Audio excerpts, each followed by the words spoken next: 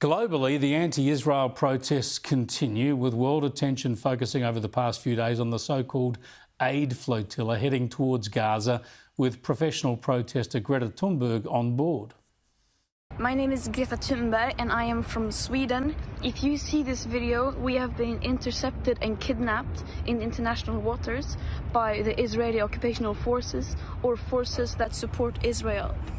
I urge all my friends, family and comrades to put pressure on the Swedish government to release me and the others as soon as possible. Pretty sickening to reference kidnapping, isn't it, considering how many Israelis Hamas kidnapped and killed and how it still holds more than 50 people they kidnapped at gunpoint more than 600 days ago. But then I don't think any of these protesters can be accused of overthinking anything. Look, this was and is a publicity stunt.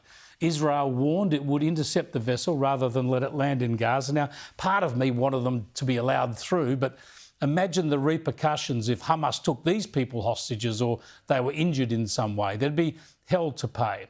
So the Israeli Defence Forces did what they promised to do and they seized the vessel and its occupants.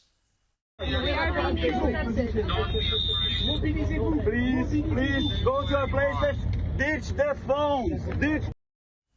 Now, Israel says it has Thunberg and the other occupants. They're all fine and it will be sending them back to their home countries. But interestingly, not before it sits them down and forces them to watch the 45-minute compilation video of what Hamas and its supporters did in southern Israel on October the 7th, 20 months ago. This is a video I watched in Israel just over a week ago. Much of it's filmed by Hamas terrorists themselves. It's grotesque stuff as they slaughter people and yell praise to their God simultaneously. This is a smart move by Israel. Force these people to confront the evil that their actions support.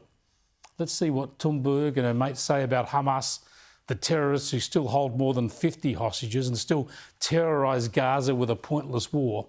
Let's see what they say about Hamas when they no longer have the excuse of ignorance. Meanwhile, in Australia, the anti-Israeli mob were protesting this afternoon around the country, including outside the Prime Minister's electorate office. The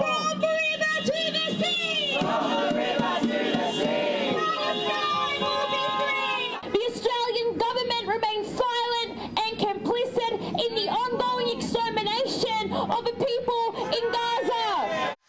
Surely most people can see through all this now. In the real world, Israeli and American efforts to deliver aid directly to Gazans, bypassing Hamas, seem to be working, helping to undermine the Hamas grip on the Gazan people and hopefully accelerating the end of the war.